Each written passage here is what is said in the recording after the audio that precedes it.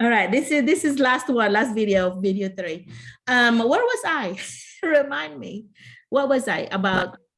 Classroom management. Classroom management. Classroom management. I would say knowledge of students is just as important as knowledge of content. In fact, there are 5 core propositions that I want you to remember, because in your interview, if you do not know the answer, you can always use this 5 things, okay? Knowledge, I said the first 2, knowledge of students, knowledge of content. The third one is assessment. You need to assess what you know about kids. So let's practice first. Everybody, knowledge of students. Everybody, Knowledge of students, Knowledge of students, knowledge of content, assessment. Okay, and the last 2 rhymes is going to be reflection and collaboration. Okay, so reflection and collaboration. Okay, I'm going to challenge someone to name all 5. Who's going to get my Merlina points? Who can tell me all 5? Me. Okay, who is it? Go ahead, go for it. Knowledge of the student, knowledge of content, assessment, reflection, and collaboration. Very good. So if they ask you something, they might say, okay, you always need to know, put your knowledge of content and knowledge of students. Is that I know because the first of the year, I'm going to get to know my students, because I think that's important to know my students. But then of course, I know my content. So this is, you know, I know, for example, I use what I know about students in my content. For example, and you always put an example, by the way, right? Put a specific example from experience or experience. Yeah. Experience. So for example, I have a student that was really big on airplanes, and my husband happens to be a pilot. And so I asked my, you know, he was like, oh my goodness, that like one of those really students that's kind of strong, like really want to bully other students, kind of want to be like, oh, I'm the meanest one. And I was only 4th grade. At that time I was teaching 4th grade, and the 3rd grade, the 2nd grade, and the 1st grade teachers were already warning me. Oh, you're going to have so-and-so student, watch out, because you might not be able to teach because he likes to take over, he likes to whatever, you know. So I really want to make sure that he has a successful year. So the first week, I would always start fresh. You know, these are my students. I'm not going to believe what the other teacher said, because their classroom discipline is so different than mine, you know. And so I would get to know them the first week, and then true enough, I got to see what the teachers were saying. And so he wants to test, like, can he get away with stuff? And so then I found out from all the first of the year things that I want to know them, that he loved airplanes. And so I shared with them that, oh, Mr. McCullough is a pilot. He's been a pilot for years. We have our own little plane. And that, you know, any of you, with your parents' permission, someday you could even ride with Mr. McCullough, if your parents would come bring you to the airport and do that. Oh my gosh, he was so excited. I can just tell he was so excited. And so that afternoon, I talked to my principal. I said, you know, it's a very small school. There are only 3 of us teachers in the same grade level. So I said, hi, Mr. T, you know, I have so-and-so in my classroom. Oh, I know. And I'm like, thanks a lot for giving him to me. No, I'm kidding. But I said that, you know, I really want him to be successful. So I found out that he's really big on airplane, and I would like to use Mr. McCullough's help to reach him. So what can I do to help you? And I said, well, I was the department chair anyway, you know, the grade level chair. I said, I would like to talk to my other grade levels to see if we could switch the flight unit. We have in science, we had a flight unit at the end. I want to switch it in the beginning, you know, because I want to reach him. I want to be able, you know, for him to learn more about flight, and also for me to use Mr. McCullough as a speaker, you know, for me. And so he said, oh yeah, go for it. You know, you got my permission, you just talk to the other 2. And of course the other 2 were fine with it. And so anyway, they're just glad they didn't have this student. Anyway, so I did that. I did, like, when we did Mr. McCullough came in and he actually talked to them about airplane. He actually did a video of the free flight checks, the things that you do before we fly. And he was showing the cockpit things, the things that you do before you fly, you know, the inside things. So it really got him curious about that. Oh my goodness. He was like, so I said, he was so good. He was like asking questions and so on. And I found out also that his mother is a nurse. And so I got to know his mother and so on. And so we started setting up a goal for him. So I said, okay, if you are good, do not get in trouble for 4 weeks, 1 month, then I'm going to have you to go see Mr. McCullough's airplane and actually, you know, ride it. I mean, sit down in it. You're not riding yet. We're just going to let you, you know, be familiar with it. And then later on, we're going to set another another goal where you can actually ride with him. Because I was thinking within 3 months, I want him to ride in there. And so I said, okay, the next one, I said, okay, we'll do a 2-month goal. I mean, this kid got so well behaved that he got to ride it for the 3rd month. You know, the in between, we had a swimming pool thing in, an indoor pool. So he was coming in with his mother and swimming with our kids and so on, and with his classmates. You know, those are some of the things that I use. You can use that now with, but back then I could use it.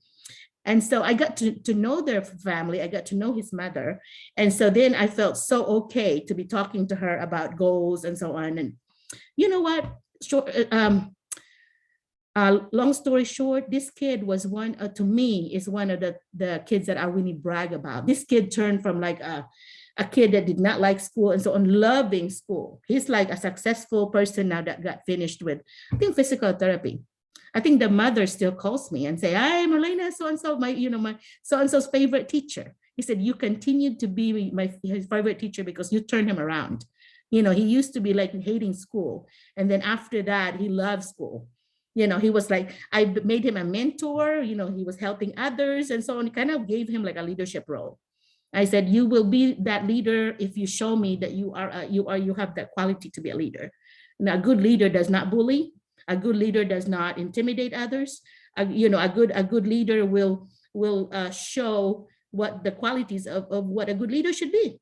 And I want you to be that. And I have a special, like I have different learning centers in my classroom. So I had tables that I had a science center, I have like a math center, and I have like a literacy, I call them publishing center. And he loved the science anyway. So he would, every year they would choose a pet. They would choose a pet that they will name or whatever, So they could be spider, they could be big spiders, they could be anything in the pet store that they would say. And so he was in charge of the science center. He was like, that was a big deal to him. He had his clipboard and all that. He was in charge of it, make sure that it's, that the pet was fed and all this responsibility things that I asked him to do. And the thing is, when he got done with this work, and it was high quality work, not just like hurriedly done, then he got to go and sit in the science center and do whatever work that he wants to do. And we always had a project going like monthly, so he can do his project for the month, and he would be working there, and he just feels so, oh my goodness, look at me, So I guess I have really motivated this student with the classmates' help and with the parents' help. So it led to success because I use what I know about him and what I know, the knowledge of student with the knowledge of content. And I was also using assessment. I was assessing what this child can do and what are the things some skills that this child, social skills that this child did not know, that I was actually helping him with that. And then of course, the last one, I always reflected every day. I always had like a journal.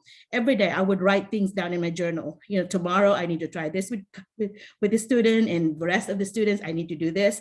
So every day I would always reflect, and on my lesson plan book, I would write my reflection there. For next year, I need to change this or whatever, I would always write my reflection.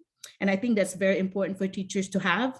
It doesn't have to be written. It could be as simple as reflecting with your partner, with your husband or boyfriend. Said, oh, today we had this, and you're just reflecting about your day and how you could improve it. What went right, what went wrong, how can you improve it? And then the last one is collaboration. Who are the people? Like in my story, I collaborated with the mother a lot. And I collaborated with the principal. I collaborated with my peers. I would share with them during our grade level meeting. This is what I'm doing. It's successful so far. Anything that you could add to this that I could help, So the last part would be your resources that you are using. Human resources, or it could be books, So you have to do, if you do all 5 things in your answer, you have a very good answer. Okay, that's my hint, right? What do you think? Mm-hmm. Yeah, what you know about kids, what you know about content, and how do you assess what they know, and then how you reflect to grow, and then how you collaborate. Usually include parents if you can. Okay, so anybody that would like to share what you learned from the 5 core propositions of teaching. Those are the 5 CP, 5 core propositions.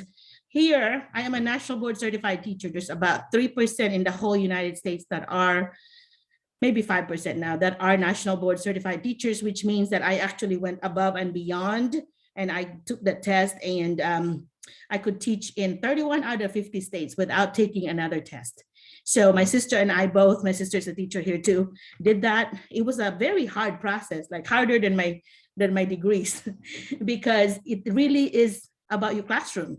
You have a videotape of your classroom, not you teaching, but it's actually the children doing something.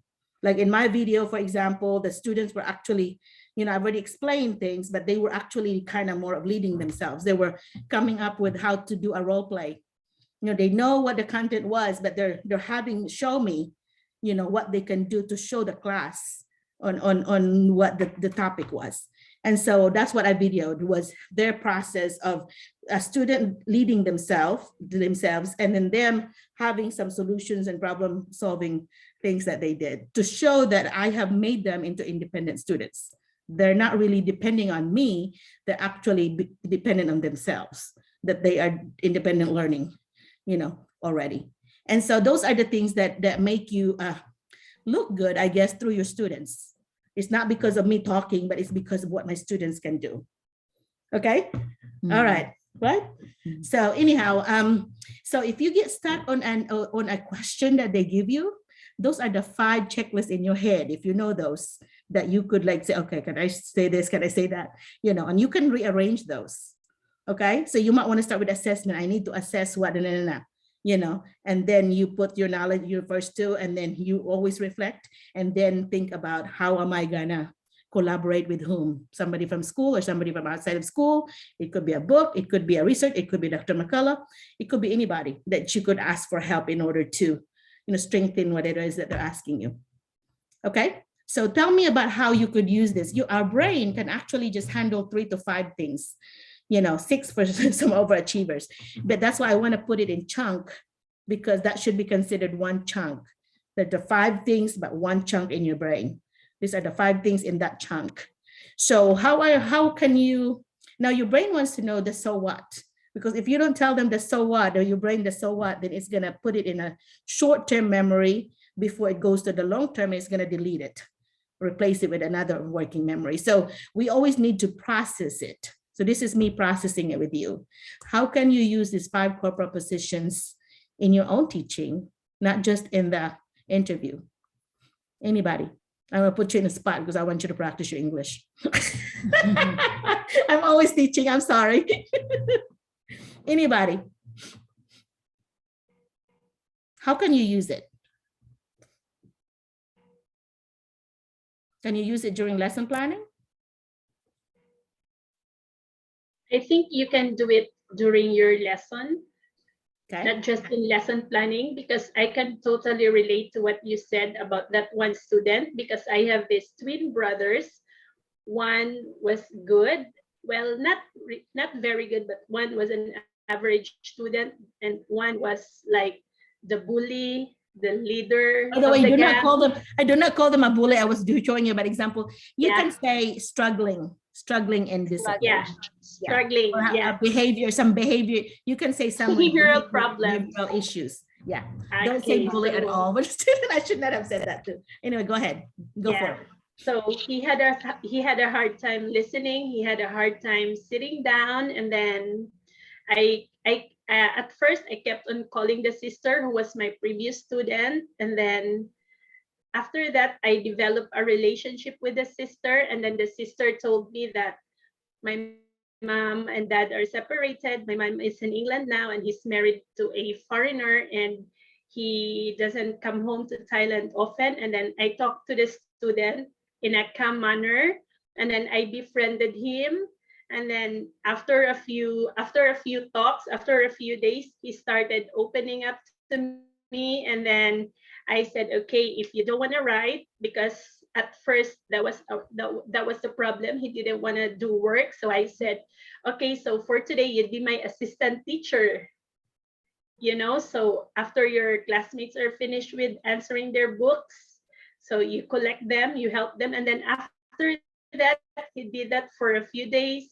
And then after that, he was being a normal student, still struggling with understanding the lesson, but he calmed down. Now I still see him. He's now in 3rd year.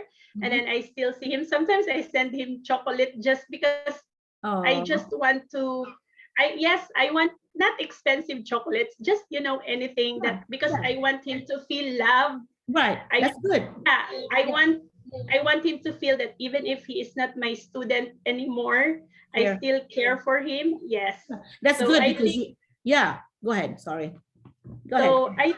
I think he appreciated that in me, and up to now he still appreciates that in me. And then every time we see each other in school, he'd say, "Teacher, oh, can I help you?" Or yes. So I think I've used all these five core propositions of teaching. I just didn't know it's called 5 core propositions of teaching, but I think at some point we all know this, or we all what do you call that one? At some point we all do this to our right. misbehaving or disruptive kids. Very good. I love that example. You might want to not say normal. You might want to say like a well-behaved child. You might, because it sounds like abnormal. Okay. So you might Yes. yeah. And also you don't say befriended, because you really do not want to be in the friends level. You might want to say, I formed a trust relationship.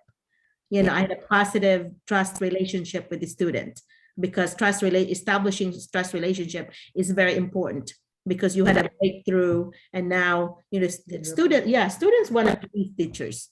So the student now had this relationship with you, and he wants to please you, and he wants to do whatever you expected of him, but because you have put in the time of getting to know the student. And to me, that's a secret of classroom management, is getting to know your students. One of the things to me that was powerful, looking back, reflecting on my past experiences, because I did a communication notebook every year. Students did a communication notebook. This notebook, we wrote the last 15 minutes of class of the school, and that's the reflection of the day. So at first I was telling them to free write. And then later I would say, okay, in the first paragraph, I want you to write about this. Second paragraph, you need to write to your parents, And then the last paragraph, you say whatever you want to share.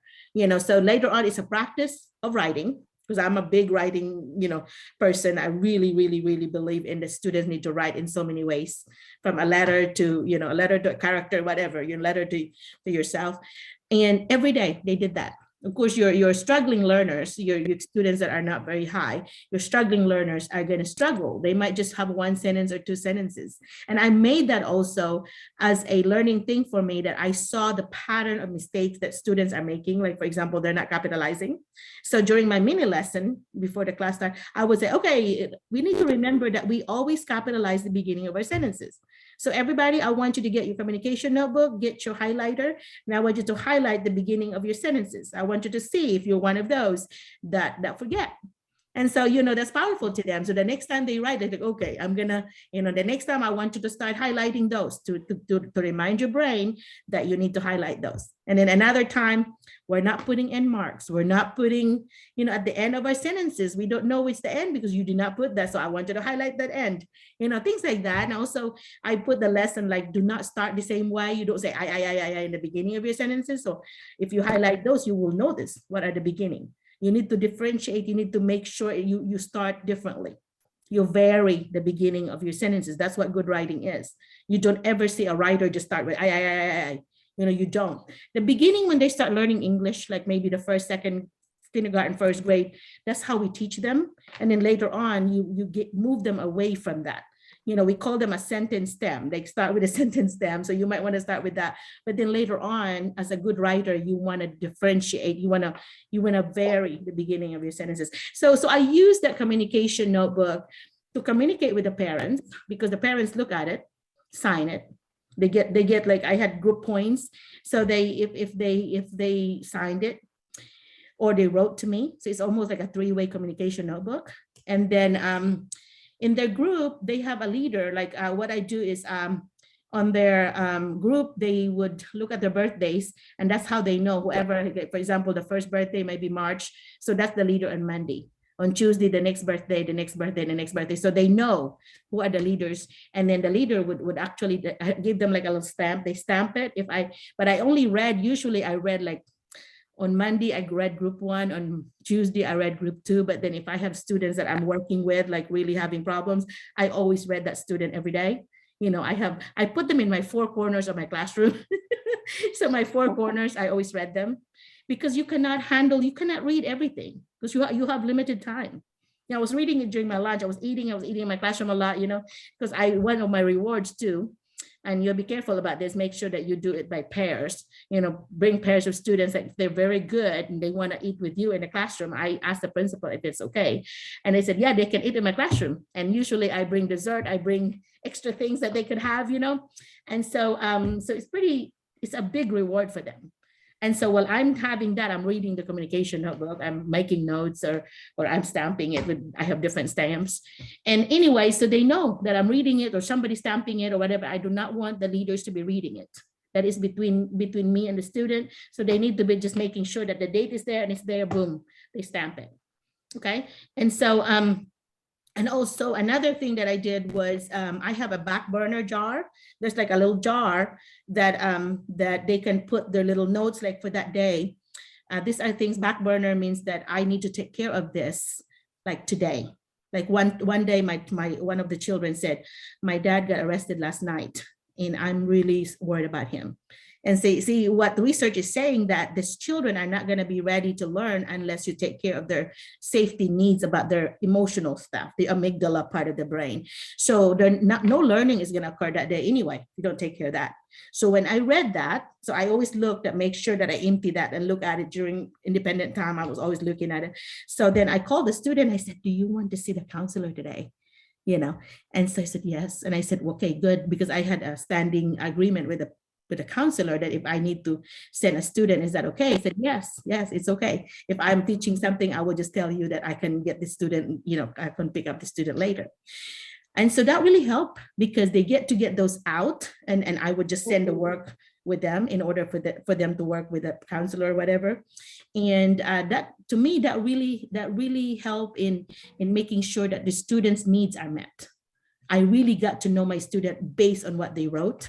I know the students thinking like in fourth grade, they may have a crush on somebody. They usually put that somewhere, or they have somebody upset them, or something at home upset them. And I was joking with the parents during parent-teacher conference that if you promise to believe half of what your student said to you, I'll do the same. No, I'm kidding. But anyway, yeah, because sometimes they make up things, but because we have that constant communication, and I think parent communication is so important, then I had successful years.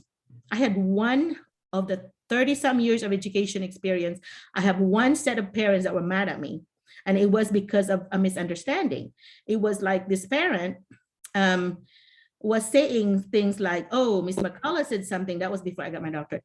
Ms. McCullough was asking my student about our living condition, like, oh, who's living with you or whatever. And I said, I'm trying to think, I would never do that. Then I remember that the student had another family move in with them, and they were in the same class as me. So I was asking them about their homework. Why was their homework the same? Like they're just copied copied each other's work. And so that's what I was trying to figure out. How did how did this happen? Is what I was trying to do. And then the parents look at it like I was trying to mind their business. Like Ms. McCullough's wondering who's living with us. And I said, I would never do that. And so when the principal was asking me to meet about that, I started thinking about what happened, So I was talking to, I had an aide. I asked Miss Bonnie, and I said, Miss Bonnie, what did I say? What that could have been misinterpreted as that? And so she reminded me, you were asking, remember, they have the same answers. And I'm like, oh, okay. And then at that time, I was also running my husband's business. We had a cable company, like the internet company later, but cable company. So we know, the town. So I looked at the records because they were one of our customers. So I looked and I'm like, they have not paid. They were about in the disconnect list. They owed like $200 something. And I said, so she was on the disconnect list, and on the disconnect letter, my name's in there. So they knew I was the wife of the owner. We owned the company. And so found out later when we met with the principal, he was saying things like, oh, Ms. McCullough's, discriminating us because of our living condition or whatever. And I said, ma'am, do you realize I came from a very poor country, the Philippines, and I was raised a really, really poor child. The poorest in America, in the US, is nothing compared to the poverty in the Philippines. So I came from nothing, and work my way up. But I would never, never, never criticize about living condition, about how many people, because in our country it's very acceptable that we have family moving in with us. We have extended families all the time. That is something that would never even come to my mind. So I am sorry about the misunderstanding. I really, truly apologize.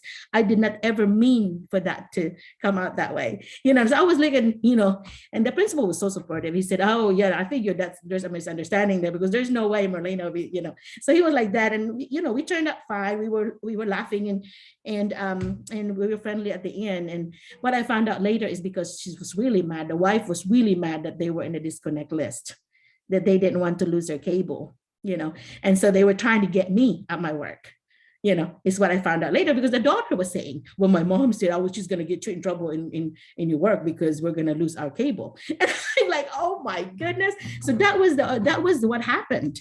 I mean, sometimes you never know what the stories, occur, but that's the experience I experienced. But because I got to know my students and I got to know more about them, I was able to get to the bottom of it.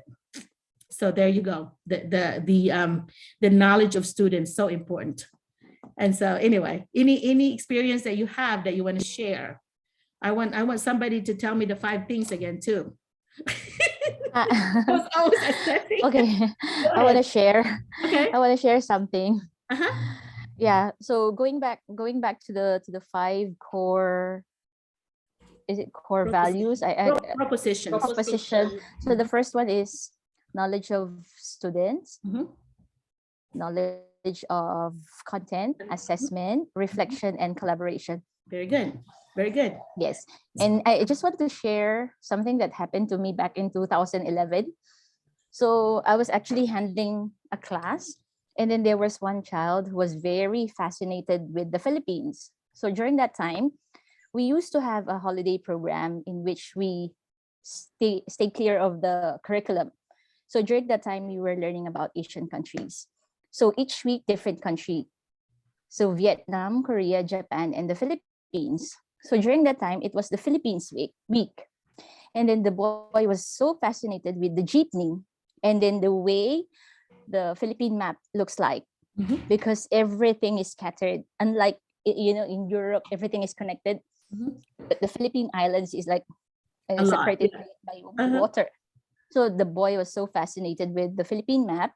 And then the boy went home saying that the 3 largest islands in the Philippines are Luzon, Visayas, and Mindanao. But then when the boy told the grandmother about it, who was actually a retired teacher, the following day went to my school and said, Miss May is teaching my grandchild the wrong things. Because according to her, the 3 largest islands in the Philippines are Luzon, Mindanao, and Cebu. Okay, she's from the Visayas, yeah. Yes. So I was like, explaining to her, as Cebu is part of Visayas. And she was like, because she's a teacher, she's a retired teacher. So she really believes that Cebu is not part of Visayas or is one of the largest islands. But I then explained to her Cebu is part of Visayas. And then after that, the principal talked to her, and then all my other colleagues also talked to her that I am a Filipino. And then the following day, she came back to school and then apologized. And then after that, we became besties already. Very good. Very good. And I would start with saying I see how you could misinterpret that as that, because Cebu is part of the Visayas. Yes. But that's very common misconception. You could kind of validate them, by also validating what they believe. I always say one of the best things that you can do in life or in classroom is validation. The word validation is so important. You have to make that person feel important. It doesn't matter what age they are. One of my former colleagues said, Merlina, you're teaching your students about validation, about validating each other. And I said, yes, I do that. And she said, oh my gosh, my husband and I are learning about validation with our marriage counselor. And I was teaching my kids that it's always important to think about what that other person is feeling and validate that. I see why you might be thinking this way, or this is my understanding that you think this way or whatever. I would always validating, like with meeting with parents, I would say, this is what I'm hearing you say, this, and this. Is that right? Because I'm always like taking notes when I'm meeting with the parents. So I could go back to my notes and just tell them my bullets. Is this right? Is there something I need to add? Then I would say, because I want to make sure I got all my facts straight. And I think that's one of the things, if they ever ask you about parent, if you have a problem with the parents, listen. That's the first thing you should do, is listen. Just listen, take notes, and then validate them by giving back what you heard. Okay, we're about to end. So this is our last video, but I hope you learned something. Tell me something at the end now, what you learned and what are the things that you might be able to use as you interview. So we'll just give a little short something that you're learning and how are you going to use it. Usually I do 3, 2, 1. 3 things you learn, 2 things you're going to use, and 1 thing you still have a question on.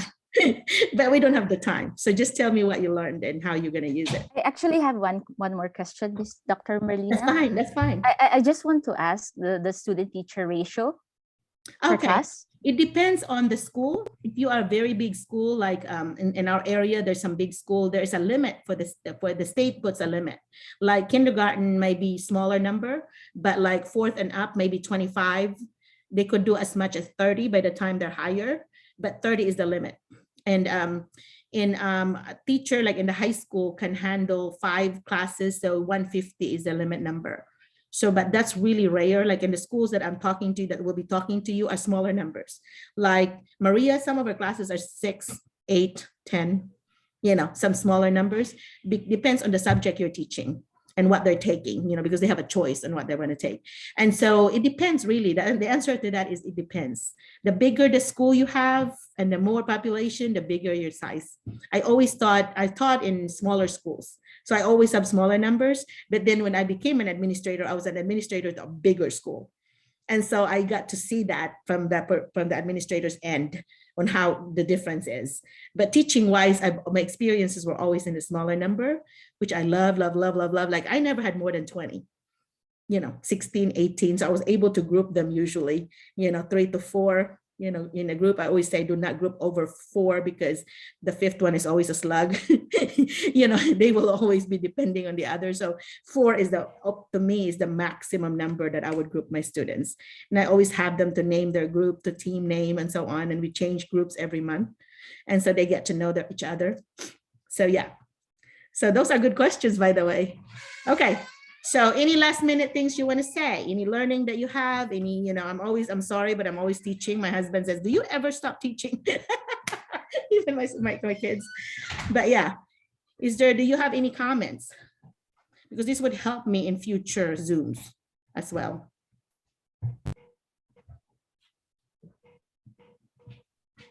I can't hear.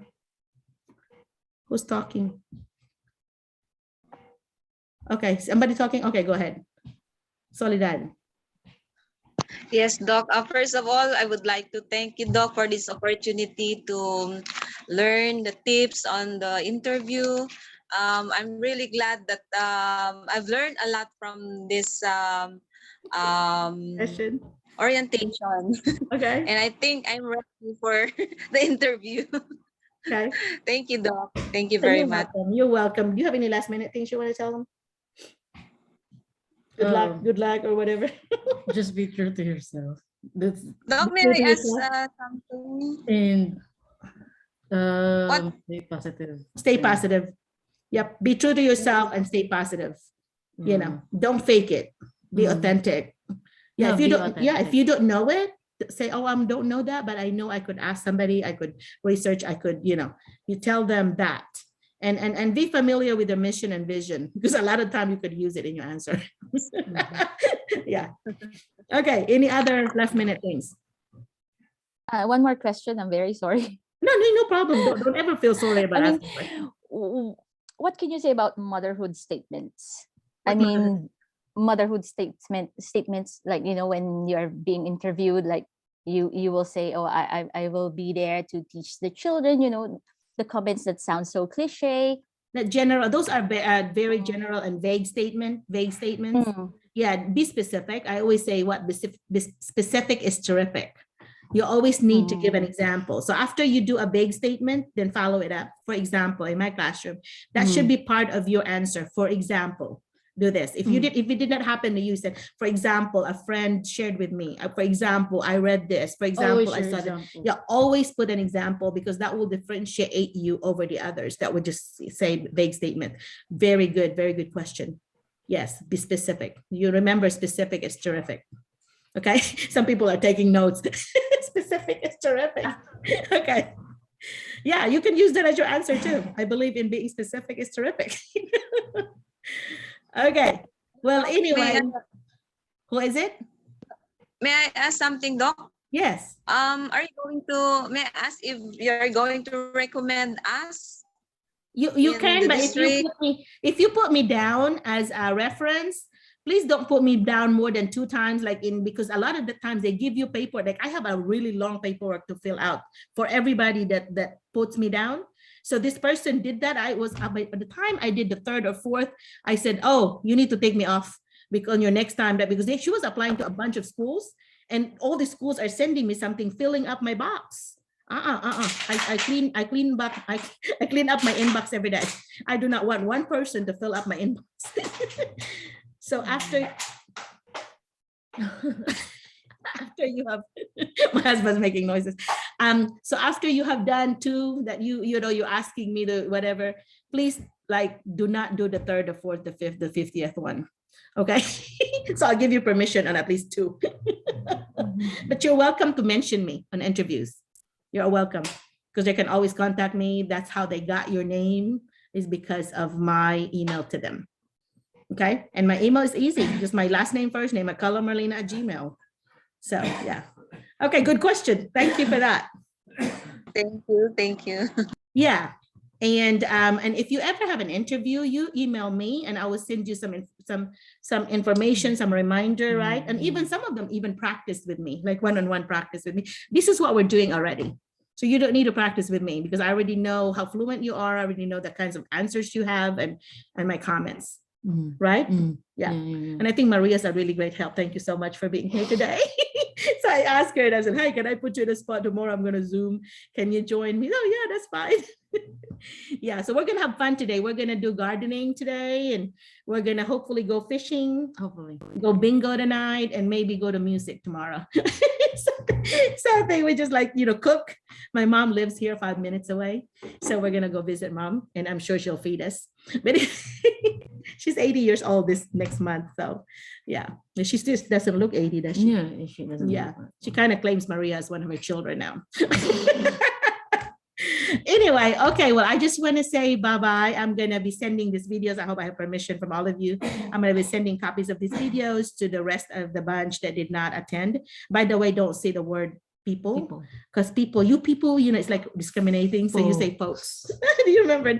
Say folks. The rest of the folks, so say you people. That's kind of the connotation is like racism, especially to the African-American population. So yeah, try to avoid people. Okay. All right. So enjoy your rest of the night. Have a good night. And then I wish you the best. I hope that you do get that interview, and I hope I get to see you here and bring you to my house so you can visit us. Hopefully, Doc. All right. That sounds good. Try schoolsprings.com. Okay. See for the jobs. Be proactive. Arkansas does schoolsprings.com. Okay. Bye-bye. Bye-bye. Bye-bye. Bye. Thank you, Doc. Okay, Thank bye-bye. you. Thank you. Bye-bye.